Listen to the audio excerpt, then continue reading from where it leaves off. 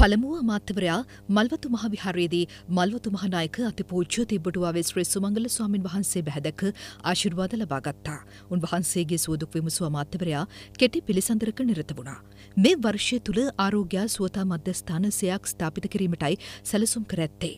ඒ යටතේ ක්‍රියාත්මක නියම ව්‍යාපෘති යටතේ සිවැනි ආරෝග්‍ය සුවතා මධ්‍යස්ථානයේ මහනුවර පොල්ගොල්ලේදීත් පස්වන මධ්‍යස්ථානය මාතලේ දන්කන්ද ප්‍රදේශයේදීත් අද ආරම්භ කළ බවයි අමාත්‍යවරයා මහානායක හිමිවරුන් හමුවේ ප්‍රකාශ කළේ. අනතුරුව අස්ගිරි මහවිහාරයට ගිය අමාත්‍යවරයා එම පාර්ශ්වයේ මහානායක අතිපූජ්‍ය වරකාගොඩ ශ්‍රී ඥානරත්න ස්වාමින් වහන්සේ බැහැදුටුවා. උන්වහන්සේගෙන් ආශිර්වාද ලබාගත් අමාත්‍යවරයා කෙටි පිළිසඳරකද නිරත වුණා. රට තුළ ප්‍රධාන රෝහල්වල රෝගී තදබදය අඩු කර ගැනීමට මෙවැනි කාලීන ව්‍යාපෘති බෙහෙවින් නිවහල් වනු ඇති බව මහානායක හිමිවරුන් එහිදී කියා සිටියා. බදුල්ල මුතියංගනේ රජමහා විහාරයේ භාරකාර විහාරාධිපති පූජ්‍ය මුරුන්දෙනියේ ධම්මරතන හිමියන් සහ සෞඛ්‍ය ජනමාධ්‍ය නියෝජ්‍ය අමාත්‍ය හංසක විජයමුනි මහතාද එක්ව සිටියා.